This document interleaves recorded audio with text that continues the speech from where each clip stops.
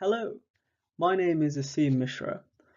Today I want to focus on creativity and really whether there's any link between mental illness and creativity.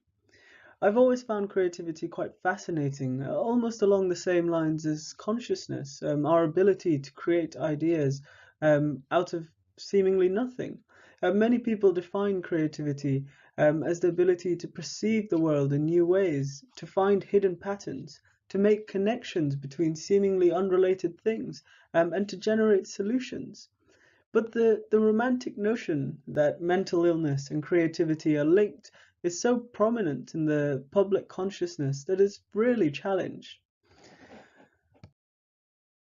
Many people believe that the mad genius notion, which has been a favorite cultural fixture for centuries, is based on established scientific fact. Much of the evidence for the connection between great creativity and great pathology, particularly with the affective disorders, comes from the writings of psychiatrists Nancy Andreasen and Arnold Ludwig, and psychologist Kay Jamieson.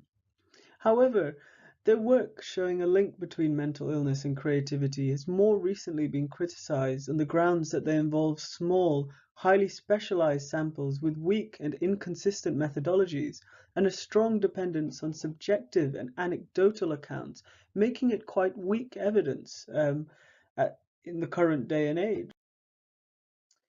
Although, to be sure, research and the literature and the books and history does show that many eminent creators, particularly in the arts, had harsh early life experiences, such as social rejection, parental loss, or even physical disability, and suffered from mental and emotional instability. However, this does not mean that mental illness was a contributing factor to their eminence. There are many eminent people without mental illness or harsh early life experiences, and there is very little evidence suggesting that clinical debilitating mental illness is conducive to productivity and innovation. What's more, only a few of us actually ever reach eminence. Thankfully for the rest of us, though, there are different levels of creativity. James Kaufman and Ronald Baghetto argue that we can display creativity in many different ways, such as the mini C, or transformative learning, involving personally meaningful interpretations of experiences, actions, and insights.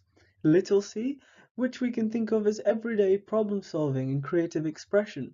And pro c, exhibited by people who are professionally or vocationally creative, though not necessarily eminent. And big C, creativity considered great in a given field. Engagement in everyday forms of creativity, expressions of originality and meaningfulness in daily life certainly do not require suffering. Quite the contrary.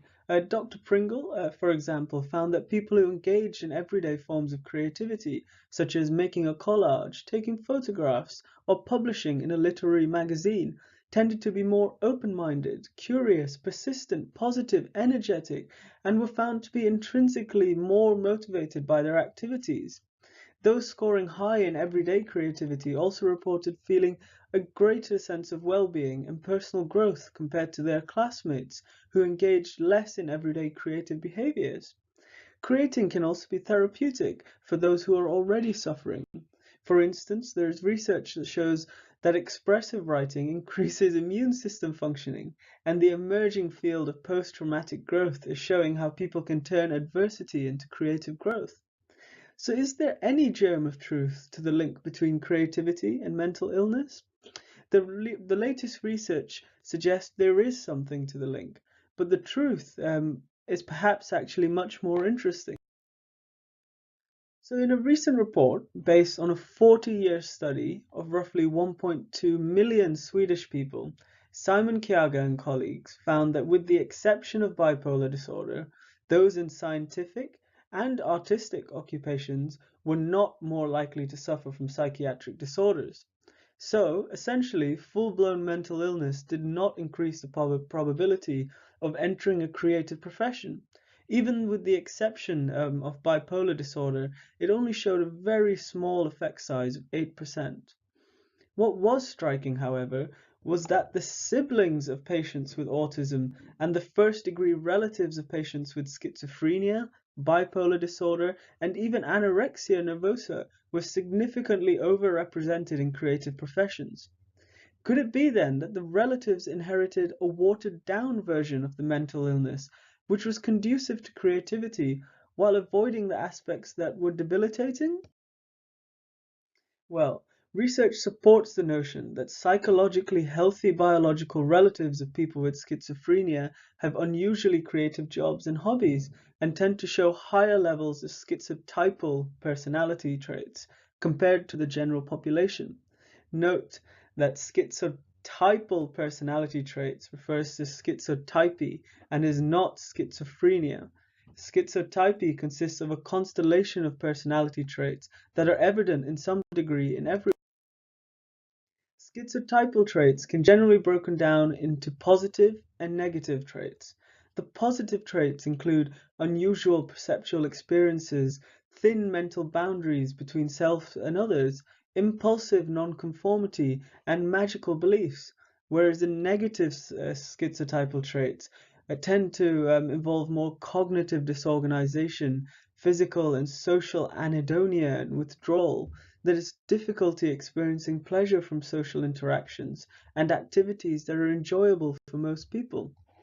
Daniel Nettle found that people with schizotypy generally tend to show more of the positive schizotypal dimensions than the negative schizotypal dimensions, such as lack of affect and volition.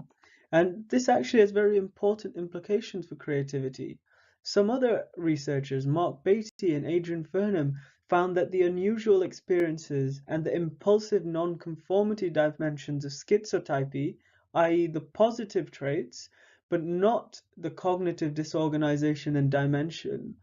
Cognitive disorganization and the negative traits were significantly related to self-ratings of creativity, the creative personality, and everyday creative achievement among 34 activities that they looked at. So, in fact, recent neuroscience findings support the link between schizotypy and creative cognition. Tekuchi et al. Investigated the functional brain characteristics of participants while they engaged in a difficult working memory task.